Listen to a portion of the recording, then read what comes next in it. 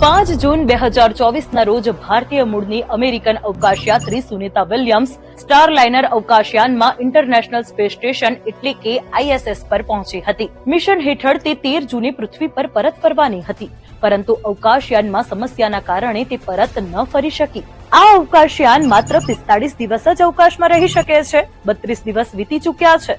આવી સ્થિતિમાં આ જોખમો વચ્ચે સુનિતા વિલિયમ્સ અને તેના પાર્ટનર બુશ વિલ્મોર માટે અવકાશમાં એકમાત્ર આધાર સ્પેસ સ્ટેશન છે.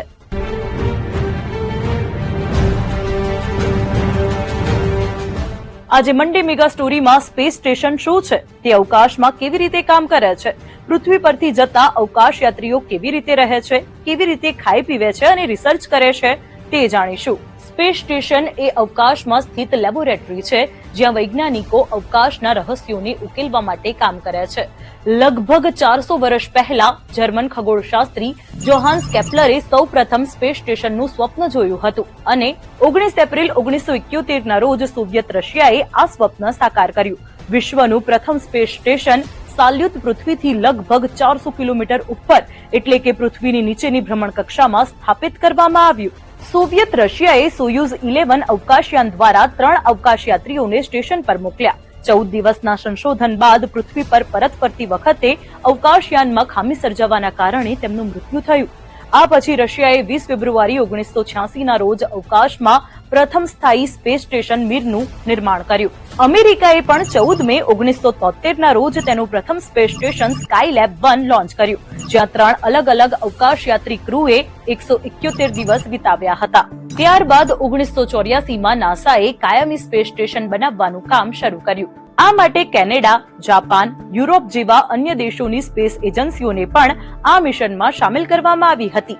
નક્કી કરવામાં આવ્યું હતું કે આ ઇન્ટરનેશનલ સ્પેસ સ્ટેશન એટલે કે ISS હશે. ઘણા વર્ષોની મહેનત પછી અવકાશયાત્રીઓની પ્રથમ ક્રૂ 2 નવેમ્બર 2000 ના રોજ સ્પેસ સ્ટેશન પર પહોંચી. પૃથ્વી પર તૈયાર થયેલા ભાગોને ISS માં ઉમેરવામાં આવતા રહ્યા અને આખરે વર્ષ 2011 માં તે સંપૂર્ણ રીતે તૈયાર થઈ ગયું. આ તો વાત થઈ ઇન્ટરનેશનલ સ્પેસ સ્ટેશનના નિર્માણની, પરંતુ શું તમે ક્યારેય વિચાર્યું છે કે આ સ્પેસ સ્ટેશનમાં લોકો કેવી રીતે રહેતા હશે? વાસ્તવમાં તે અવકાશમાં એક મોટા ઘર જેવું છે. જો તેનો સમગ્ર વિસ્તાર માપવામાં આવે તો તે ફૂટબોલ ગ્રાઉન્ડ બરાબર છે, જેમાં વધુમાં વધુ 6 લોકો રહી શકે છે. પૃથ્વી પર ISS નું વજન લગભગ 4.5 લાખ કિલોગ્રામ હશે. તે પૃથ્વીથી લગભગ 400 કિલોમીટર ઉપર છે અને 28,000 કિલોમીટર પ્રતિ કલાકની ઝડપે પૃથ્વીની આસપાસ ફરે છે, જે 90 મિનિટમાં જ એક રાઉન્ડ પૂર્ણ કરે છે. અહીં હાજર અવકાશયાત્રીઓને 24 કલાકમાં 16 સૂર્યોદય અને સૂર્યાસ્ત દેખાય છે.